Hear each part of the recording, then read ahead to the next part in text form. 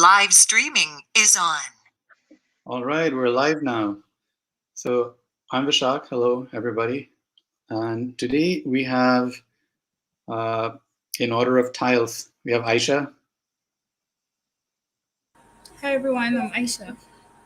We have Shomu from. Aisha is in Nigeria. We have Shomu in India. Hello, everyone. Maya in Brooklyn in the United States. Hi. So is Mike. Hi, guys. Siddharth's in Paris, France. Hello. Vincent's in Manhattan, New York. Hello, everybody. Moscow is also in India. Hello. And Ogona is the other person from Nigeria on today's screen.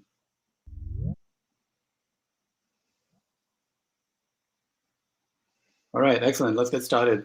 So recently we did a user study specifically for Galleon users, but we got some insights about people's Tezos usage and how they got into Tezos. So Maya ran the user study. What was the headline as far as Tezos is concerned, Maya? Well, so we only asked like one question, how did you get into Tezos? And some of them had never even heard of Tezos before, which was interesting. Or they thought it was called Tesory. I don't know. But I guess how people got into it was through friends, or they happened upon Hen in one of their rabbit holes of like NFTs, and then they're like, "Oh, cool, Tezos! I should get into that." But yeah, does that answer your question, or what? I guess were you trying to ask? No, that answers my question. Okay. Yeah. So, the environmental angle was really huge. I heard a lot of artists talk about how that was a big selling point into why they were really found Tezos appealing, at least, to show their art. Yeah, like clean NFTs. That's yeah, important. that makes a lot of sense, especially given all the NFT activity recently. Did you guys run into any sort of legacy Tezos users, the ones that kind of came before NFTs got so big? The OGs. Yes. I'm trying to remember. So one guy, Billy, knew Kevin Marabi. And that's how, like, he's known him since like 2008 or something. And he said Kevin introduced him pretty early on to Tezos. And he's kind of running his own business out of Galleon, wrapping tokens and then selling them to people. But I thought that was pretty cool. Yeah, I don't know. I feel like there was a couple of user studies that we did. I think even some for some of our projects before, and it seemed to be a lot of new people, which I actually found kind of interesting. It kind of was easier to pull newer people into pulling for these interviews. And we also sort of screened for them anyway. We wanted to hear the perspective of someone new versus someone who's been in the ecosystem. Right. But I wonder how that would differ. Like, how do you guys feel about NFTs as opposed to if you just started them now?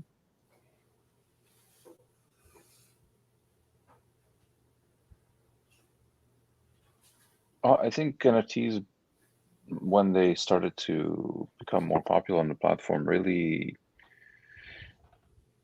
were a very motivational use case for the platform that was otherwise not really being used a whole lot. So let's see, when did this whole NFT thing really start? Like about a year ago. And really it exploded in popularity, I want to say in March of this year.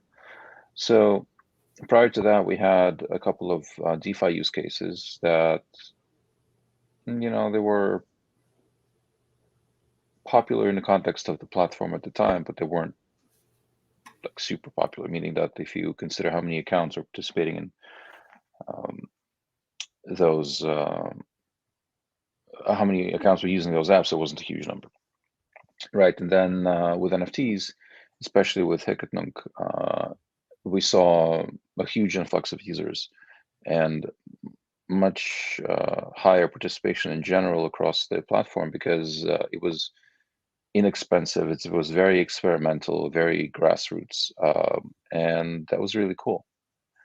I think prior to that, a lot of the work that at least I was doing and that I had on my mind was technically oriented, meaning like what features do we need to add to the tools that we're building, as opposed to, well, how do we make the user experience for the applications better?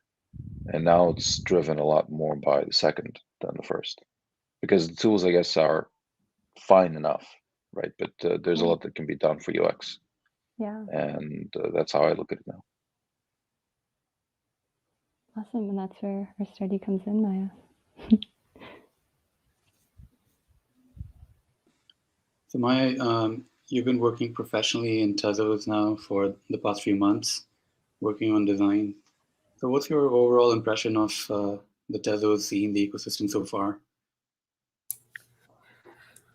Well, I mean, I don't really have anything to compare it to. I wasn't really into like Ethereum or like Bitcoin before. I mean, I used Bitcoin to like send money home when I lived in Korea, but I didn't really know that much about it. And it's honestly, I was kind of thrown into it, and the Tezos world, and it's a lot. It was very overwhelming at first. I still don't quite understand it all, even though I've been working here for 3 months. But like the people that I've talked to, like the community so far, I think has been really helpful and really cool. And just talking to like our users in the user studies that I've been doing has been insightful. I learned more from them, I think, just in doing those interviews. But yeah. Yeah, that's awesome. And is there stuff like out of everything you've kind of been exposed to so far, are there specific things that you see yourself using more over the coming months as a human being, not just as a sort of Tezos professional? Just like generally in terms of like crypto and NFTs, I would definitely like to start investing. I think NFTs, I've realized that there's a lot of potential. They're not just like digital art, especially with this like metaverse that's coming. I think I kind of want to get into it and just kind of see where it goes. I find it really, I mean, it's new technology. I mean, for the most part, it's already here. But I think it's just gonna like explode soon. I mean, Facebook is already kind of changing into the metaverse or something like that. I've been hearing. Have you guys heard about that? They've already. Oh yeah, that's definitely what we're talking about. Facebook's called Meta now, and Yeah. they're really going to focus on the metaverse. Mark Zuckerberg changed his profile picture to a really famous Bored Ape Yacht Club NFT. Generally, what do people think about I that? think that was fake. Okay, that was fake. Never mind. But I mean, I wouldn't put it past them at some point in the future because, and I'm sorry I'm interrupting. I do think this is a desperate attempt at relevance and sort of a backdoor into blockchains and possibly cryptocurrency for them, having failed to do it, the DeFi way.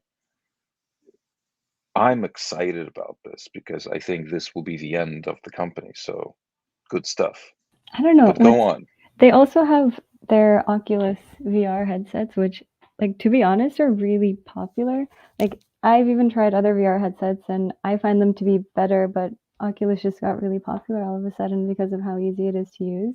And it was just kind of sad. Like, people who are normally, against Facebook's values on privacy and whatever, and then you just see they have like an Oculus headset. Like, what are you doing? if I remember correctly, they actually removed the Facebook login requirement from Oculus headsets. So in some sense, I think it's being removed. I believe it's still in place, and I don't have one. Like, there's zero interaction for me in Facebook in my life. like no apps, nothing, right? So but I do think that, from what I read, rather, is the login is still there, and for what it's worth, the HTC headset's supposed to be very good. So Yeah, it's amazing. It's just a lot of setup. Like it's not as convenient. Maybe improved now though. I'm talking like years ago. well, they just made a new one which looks much sleeker. It's much smaller. But the other thing is, I feel like the target market is probably hardcore gamers, and they're probably used to the complexity anyway because they build these gaming rigs themselves most likely anyway. So it's probably well received by the target market. But the new one, if you haven't seen it, it is definitely sleek. Yeah, I guess not everyone wants to look like a cyborg. To each their own.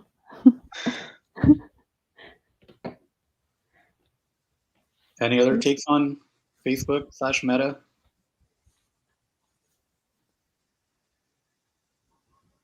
Well, there is a platform play to be had, right? So Facebook, if you look at how they went about their stablecoin, first they tried to build their own blockchain. First they did a grab, and they built a consortium, and they tried to devise a completely new platform. That didn't work. There was a lot of pushback, but the net result was, I think they ended up launching an ERC20 coin on the Ethereum blockchain.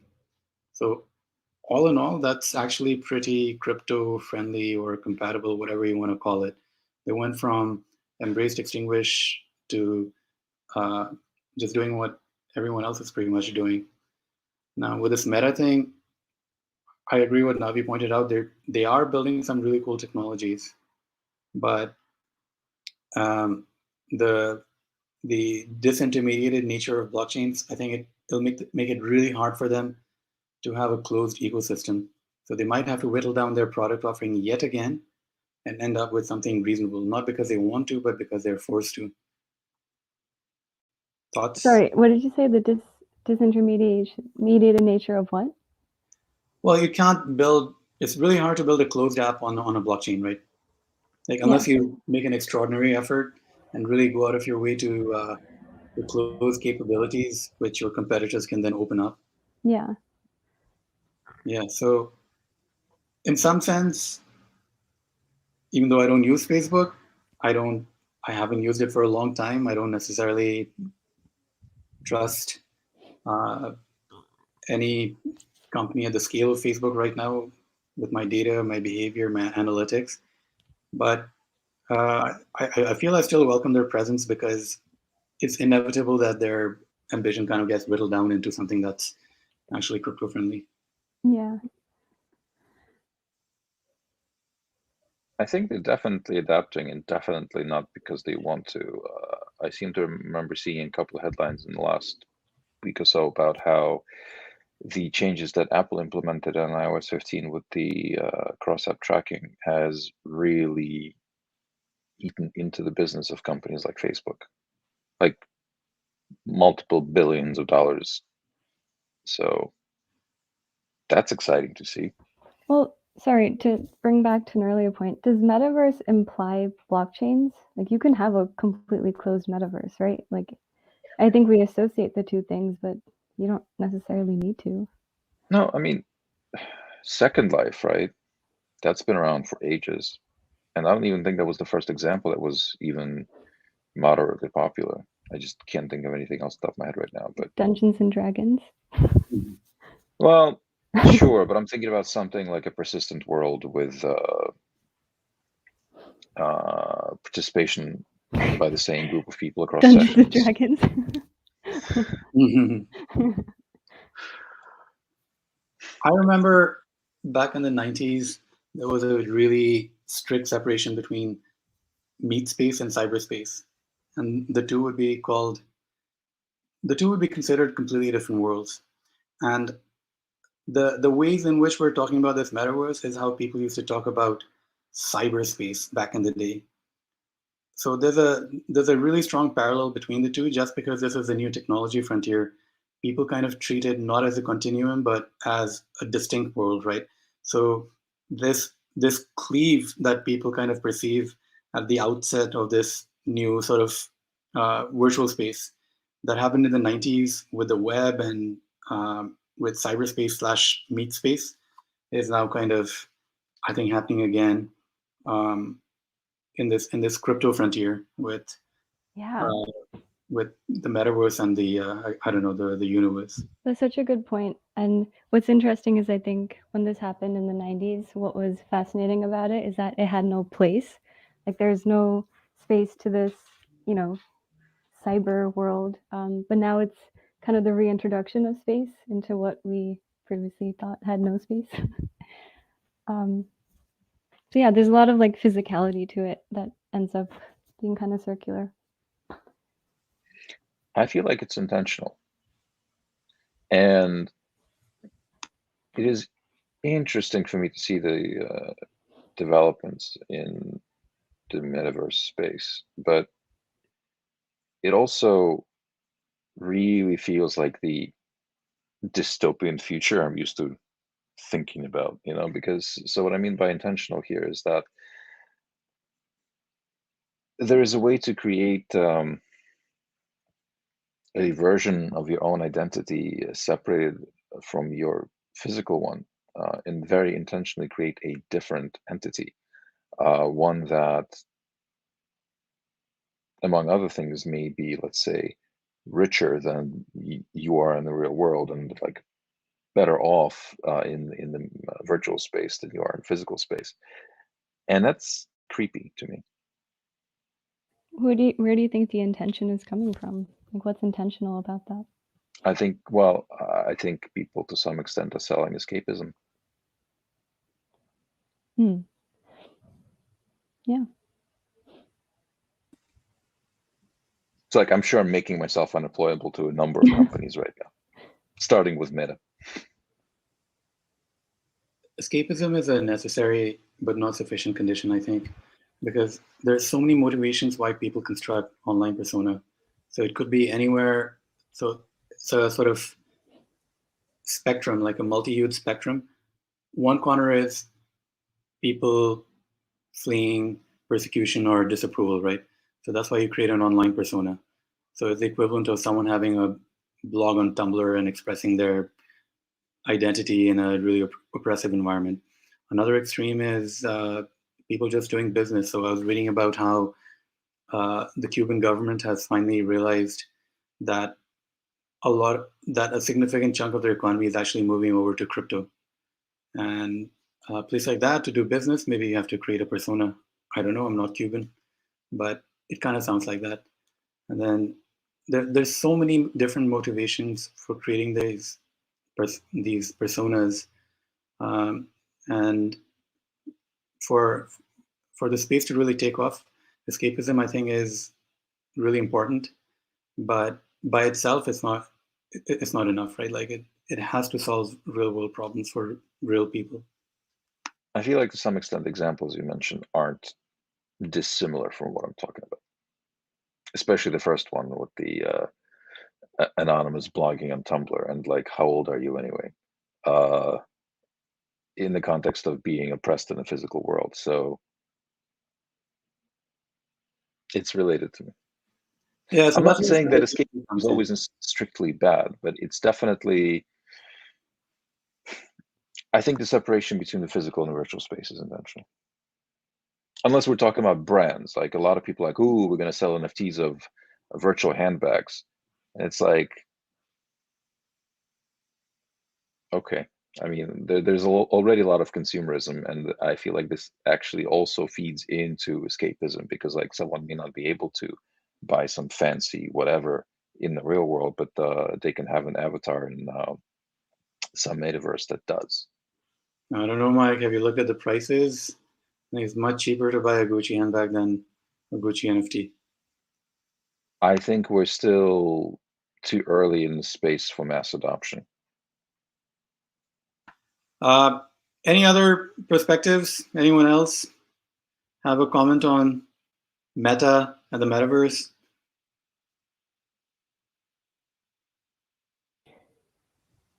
Okay, I think we can move on. We are on Twitter Spaces as well.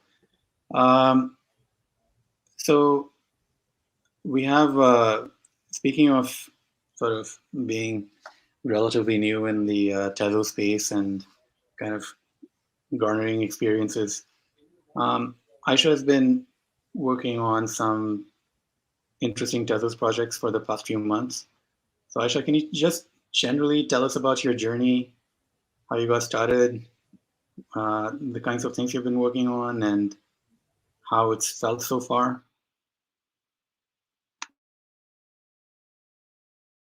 Yeah, sure. Okay, hi guys.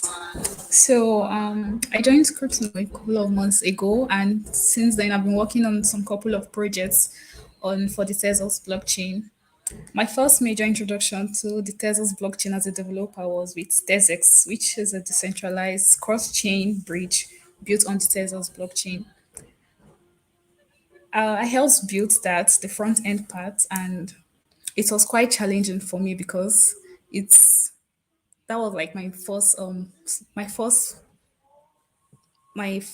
that was my first time being introduced as a developer into the blockchain space, and I guess not. And now that's out. There's this feeling, satisfying feeling of seeing a product you helped build being used by so many users. And right now on Testfin, we're working on Testfin, which is like a compound like DeFi lending platform. It's been interesting building this as well. And this lending platform enables one to supply a token and earn rewards of it.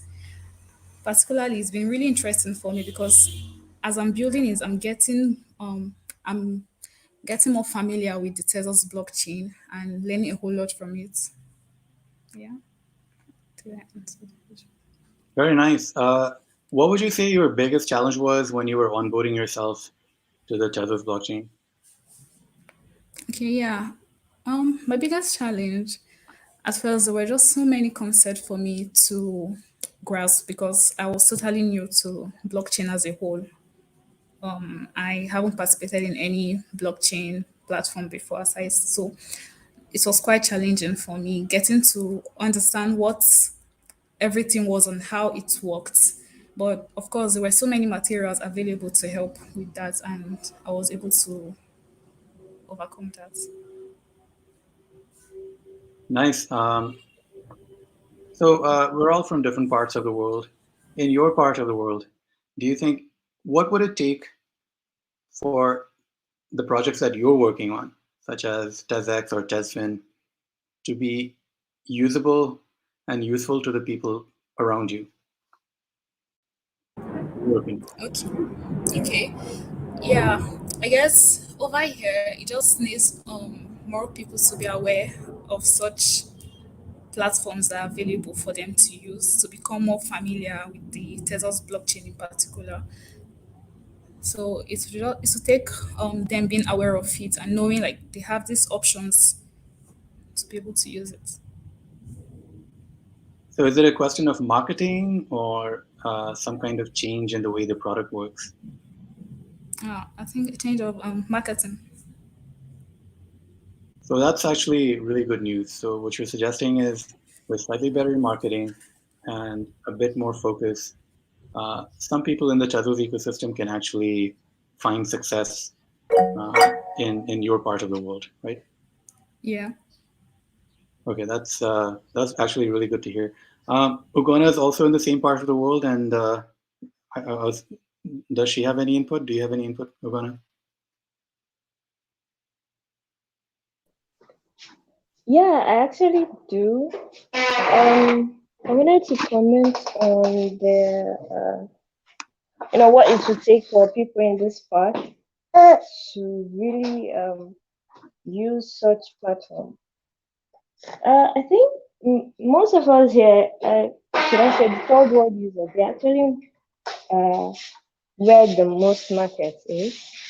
And I think most people are becoming aware, unlike sometime in 2012, that it came in and the whole concept of cryptocurrency, people were like saying it's all scam and everything. But I think people are getting more aware, even though I can't say they are more educated. So, but they are getting aware of what the crypto space is all about and how it's come to stay, and they are becoming more familiar with it. So I think, yeah, that it won't really be that difficult for people to adopt or adapt to it, because I think that people are already using it. I think there are a couple of people that are trying to initialize something like this, but theirs is not so efficient. I think that's where Cryptonomic is going to really scale up. So anything that has that makes it easy for people around here, be easy to use, easy to, like the TEDx she was talking about. If it's going to be an easy to use kind of thing with a great UI, because people here are really interested in how beautiful things are. So if it has the UI is top notch and it's easy to use, it's a go. Like it's something that the market is already there. So yeah, that's my input. Cool, thank you. So overall, pretty positive, almost bullish. With just a few tweaks, it sounds like usage can go up a lot. And we have to mention that Nellie's been doing a lot of work in this space, and she's the Ajara wallet looks really promising, and hopefully one day we can talk to her at length about that project. Okay, switching track, Mike. Shall we talk about the new Galleon release? Because that did happen yesterday, or in the last couple of days.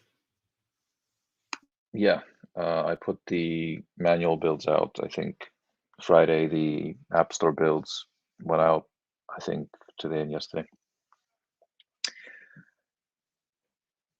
A lot of the stuff, well, that's what I was really talking about in the first part, is that we're concentrating a lot more on the use cases than technology now. So the new release has support for a bunch of these newly popular PFP NFT projects on Tezos.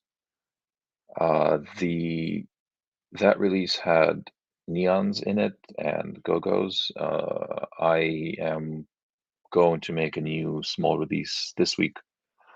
I think sooner rather than later. That includes support for the Discales project that was running for 24 hours, I think, ending yesterday. Something like 35,000 NFTs were created. So that was interesting. And then there are more coming up. You kind of have to be really engaged, I think, with the community to learn about these things, because there's so many of them right now, and it's difficult to keep up. But yeah, we're adding support for all of these into Galleon. Pixel POTUS is now in Galleon as well. What else? I mean, we certainly have support for it. The generic platforms like Hicketmonk and Calment. But what else was in that release? Updated DeFi stuff for plenty harvesting. The next release might finally include Vortex swaps. I added the CTAS token also in the previous release. So we're just really trying to address all the use cases that our user population might have with Galleon, so they can have a smooth experience. So all these new tokens and NFTs that we're integrating, are they being added through user demand, or what kind of criteria are we using to add these tokens and NFT projects? It's a combination of things. I mean, most certainly if there's a request from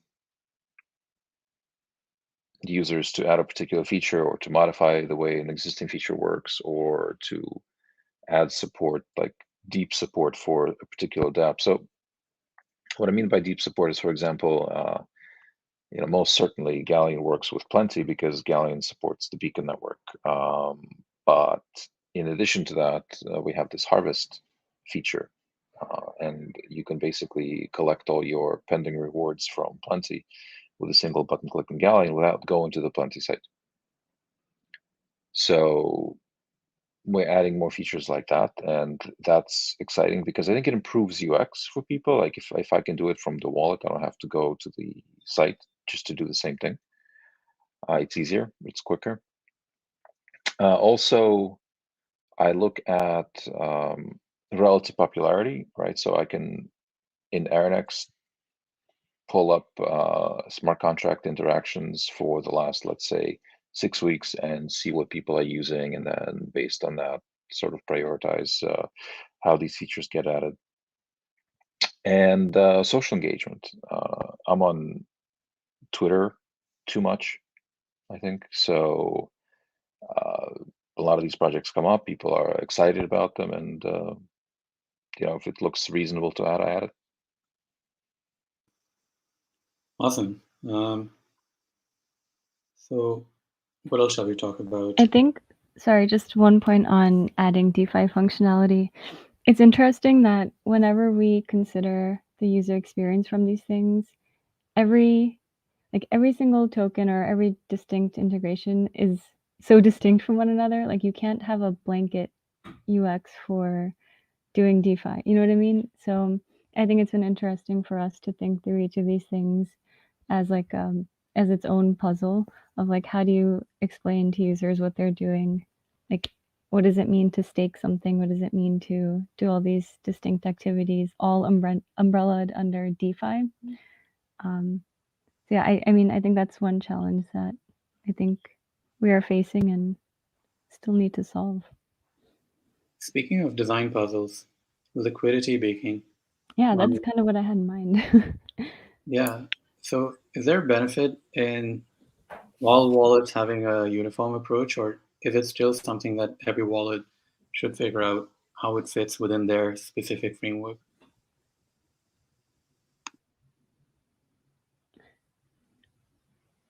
That's a good question. I don't know what a wallet would make it specific to itself though.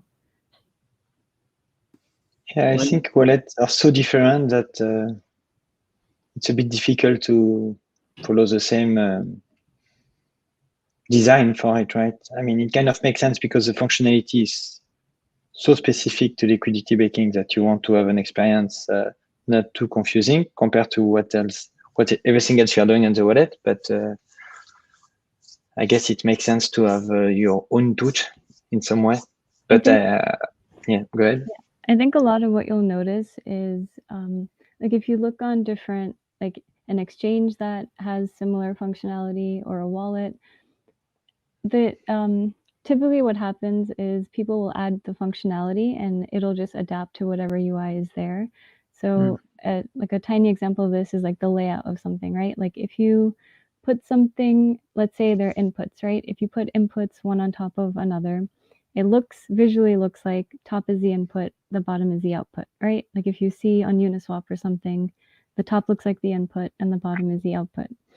And so when you have sort of like templated UI that you can absolutely add the functionality to whatever it is, but if you don't think about how it works in a specific instance, it just gets really confusing, but it works. So it's like two things to consider. Like, is it enough that the thing works, or do you actually just need it to work well?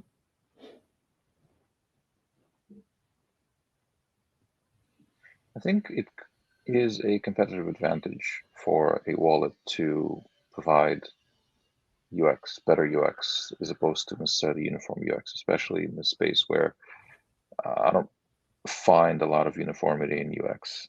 I mean, at least between the various Tezos wallets, there certainly is. The functionality is similar but somewhat divergent, especially in the way that you interact with it. And I think for us, adding deep integration for some of these projects like liquidity baking, like these DeFi bits like Plenty and so on, I think is good. I think that's what makes the product stand out.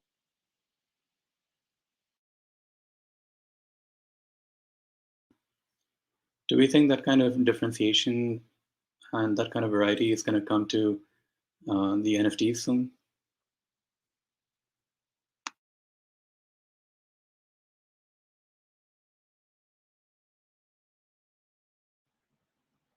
I mean, in a way, it's a bit early to tell. So you're thinking, are we going to be able to do things differently depending on the type of NFT in your wallet when you buy them or when you interact with it? Yeah, because now we're seeing NFTs encoding different behaviors, right?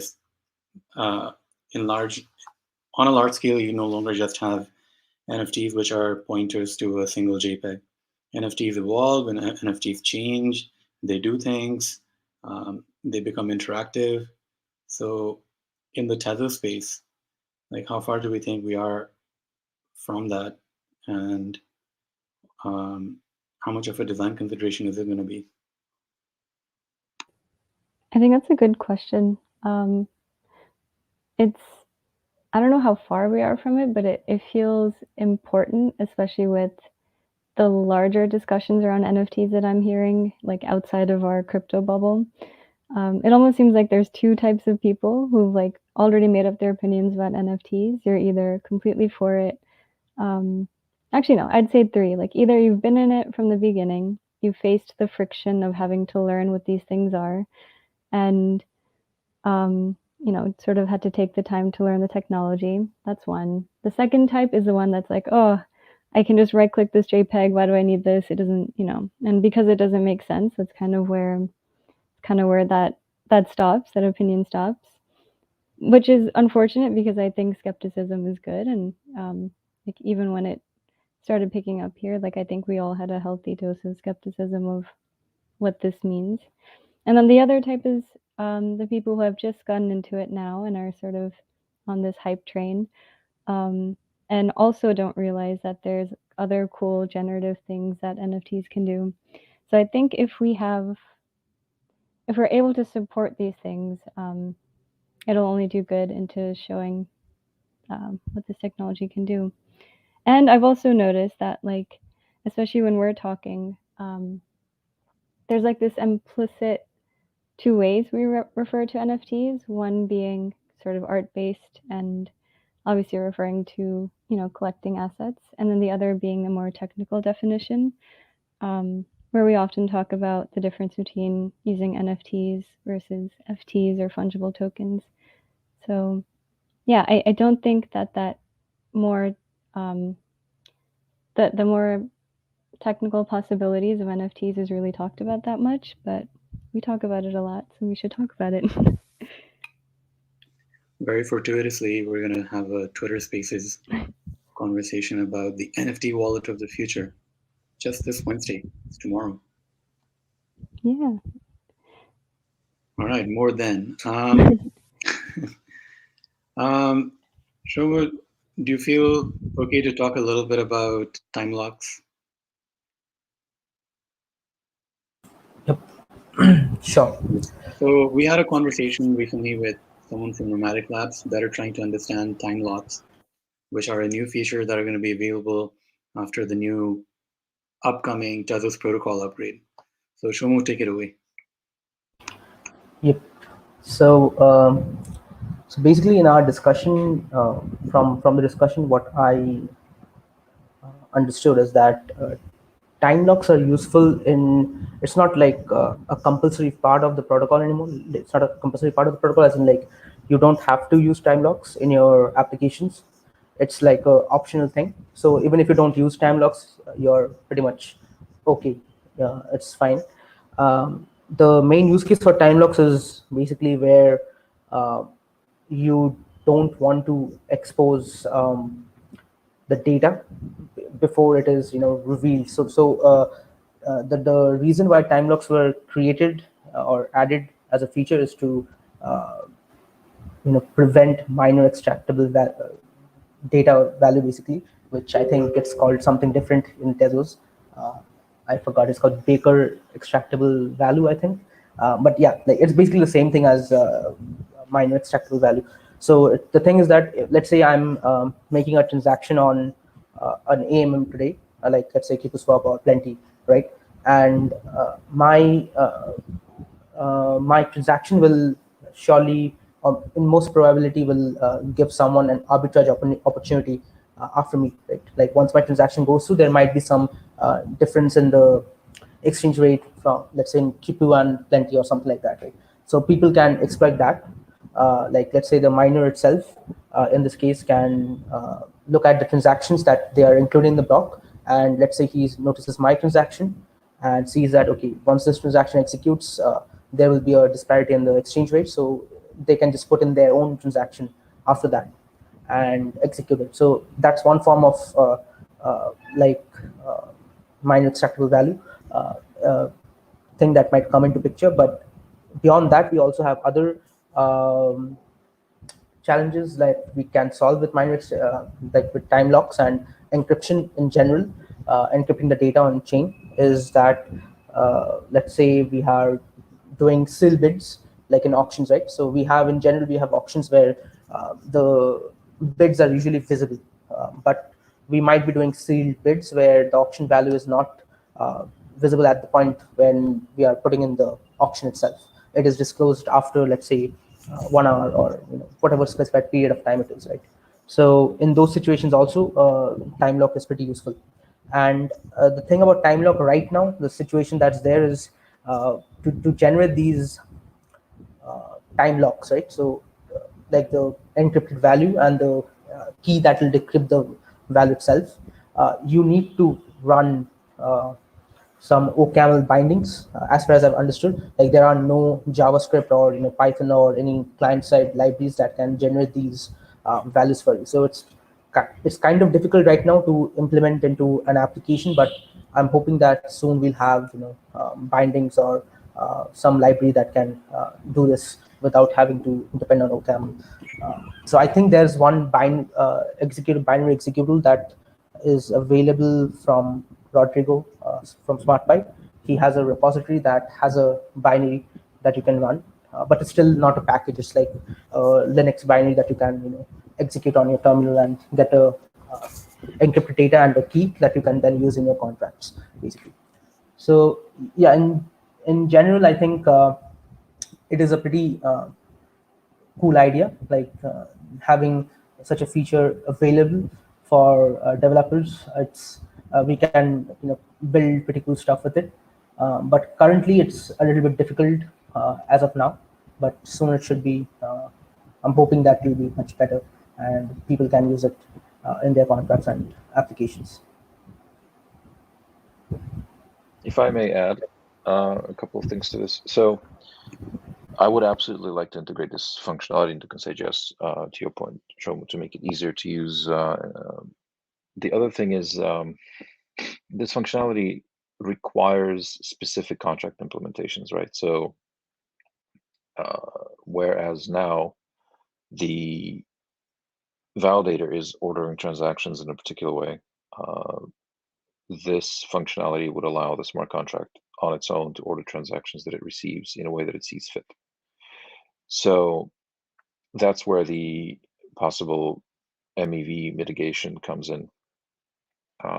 I think that the use case you described with the sealed bids makes a lot of sense. It's important to understand, and I feel like this wasn't part of the discussion more broadly, outside of this conversation, is that time locks work across block boundaries, meaning that if you're submitting a time locked transaction, you necessarily have to make it executable in the future, not at the same time as you're submitting it, because otherwise, what's the point? You're providing the key to unlock it immediately. So the idea is that if you're making, for example, a sealed bid on a auction that ends in a day,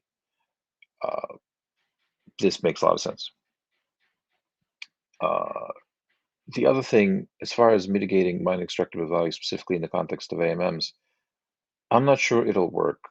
Looking at the type of activity we're seeing on Tezos right now and on blockchains in general, really, there are lots of arbitrage bots running around, lots. And even if you're an individual user who's looking to buy, let's say, a large volume of some token, and you want to make sure that you get the price that you want, using a time lock here is kind of weird to me because you probably just want a specific price that you are happy with that's available on AMM right now, in which case you're going to submit the operation right now.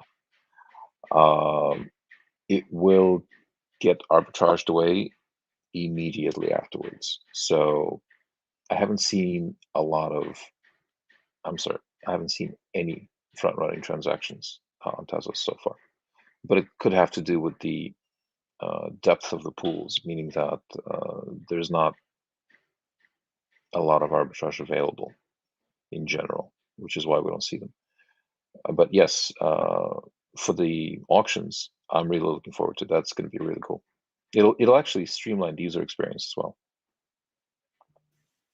Yeah, my impression is time locks help with some aspects of MEV, but they're not going to completely remove the concept of MEV. And a lot of MEV on Ethereum comes from sort of active collusion between the miners, right? So they're basically running, there's a parallel world where transactions are kind of settled not in ETH, but in dollars and euros. And while that hasn't come to Tezos so far, it's quite possible that it shall, right? Like the financial motivation's definitely there. So I think time locks might help in certain circumstances to prevent that kind of collusion and front running. As far as I'm aware, no one's running an equivalent of Flashbots on Tezos yet, but it's probably only a matter of time. And hopefully time locks help with that. Okay, so we spoke about a lot of things today. So I think we can call it a day. Everybody, let's say goodbye to our listeners/viewers. Bye-bye. Goodbye. Yeah, well, Bye, guys. Bye. Bye.